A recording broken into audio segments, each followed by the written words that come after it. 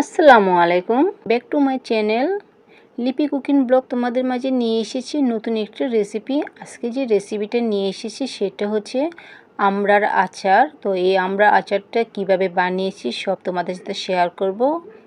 আমি যেভাবে আমড়ার আচারটা তৈরি করেছি এভাবে যদি তোমরা বাসায় তৈরি করো তাহলে সারা বছর সংরক্ষণ করে খেতে পারো। খুব মজাদার একটা আচার। তাহলে চলো কথা না বাড়িয়ে আমি কিভাবে তৈরি করেছি সব তোমাদের সাথে শেয়ার করব। এই দেখো এখানে একটা আমড়া গাছ, আর আমড়ার সাইজটা ছিল খুব ছোট ছোট, দেখলে হয়তো তোমরা জলপাই ভাববে।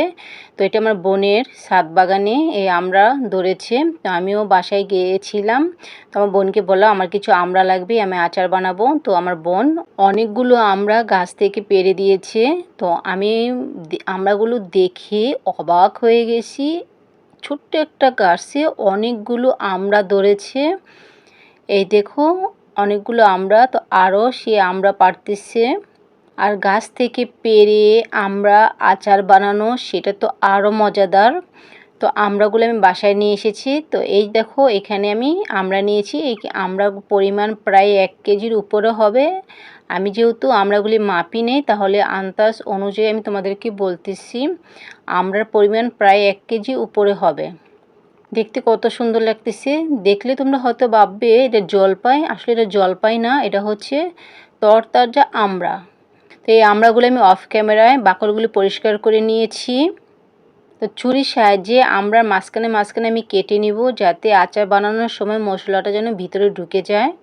এই কারণে আমি প্রতিটা আমড়াই মাঝখানে মাঝখানে কেটে নিব। তবে কাটার সময় তোমরা একটু সাবধানেই কাটবে ছুরি দিয়ে, কারণ হাত কেটে যেতে পারে। আর ইচ্ছা করে তোমরা বাকল পরিষ্কার করার সময় বটিতে যদি করো, বটির সাহায্য মাঝখানে মাঝখানে কেটে নিতে পারো।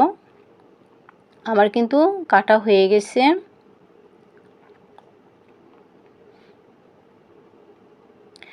এখন আমি আমড়ার মধ্যে যা যা অ্যাড করব সব তোমাদের সাথে শেয়ার করব।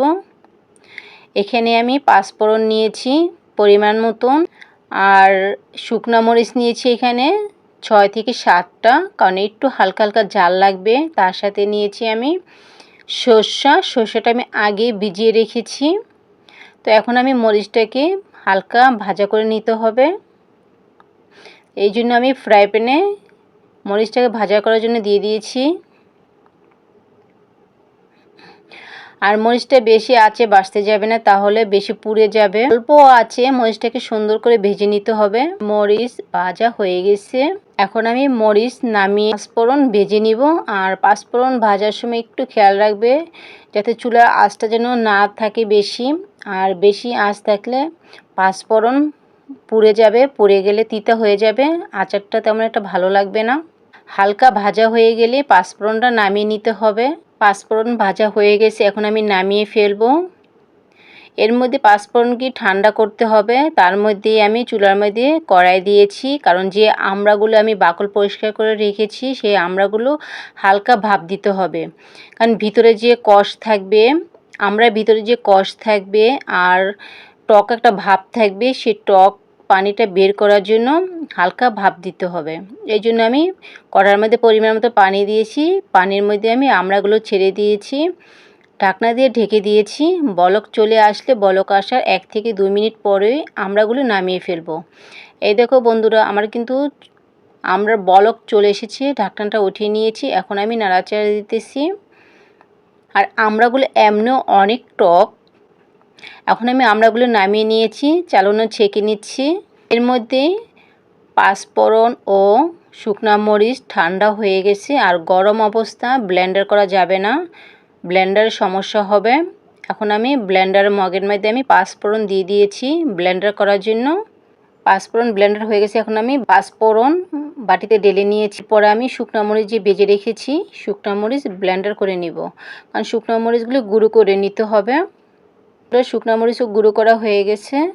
তো বেশি গুঁড়ো করিনি, হালকা হালকা দানা দানা ভাব রয়ে গেছে। এখন আমি যে সরষা ভিজে রেখেছিলাম সেই সরষাটাও ব্লেন্ডার করে নিতে হবে। আর সরষার পরিমাণ ছিল এখানে 50 গ্রাম। সরষা ব্লেন্ডার হয়ে গেছে, বাটিতে আমি ঢেলে নিয়েছি। এখন আমি আচার বানানোর জন্য চুলার মধ্যে কড়াই দিয়েছি। আর কড়ার মধ্যে আমি পরিমাণ মতন সরষের তেল অ্যাড করেছি। আর আচার বানানোর সময় অবশ্যই তোমরা সরষের তেল অ্যাড করবে।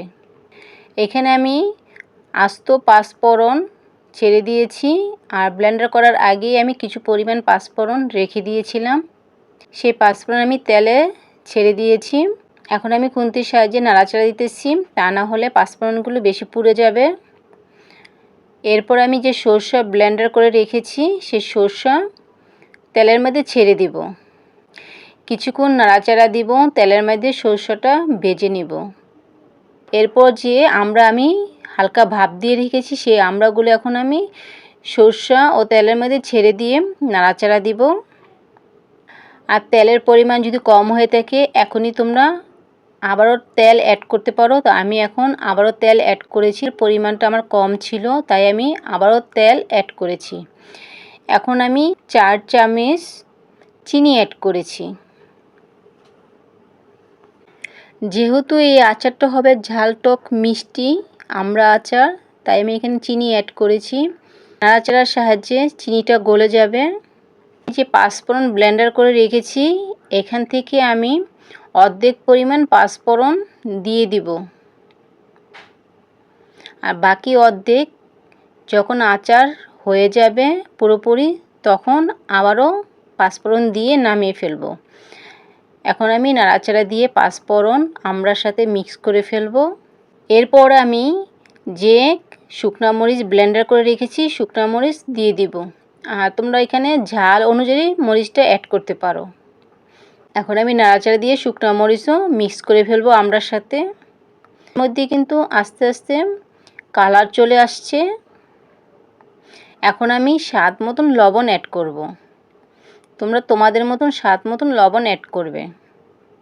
নাড়াচাড়া দিয়ে লবণটাকে আমি মিক্স করে ফেলবো। আর লবণ আমি ফার্স্টেই দেইনি, কারণ ফার্স্টে লবণ দিলে আমড়াটা বেশি গলে যাবে, এই কারণে আমি লাস্টে লবণটা দিয়ে ভালোভাবে নাড়াচাড়া দিতেছি।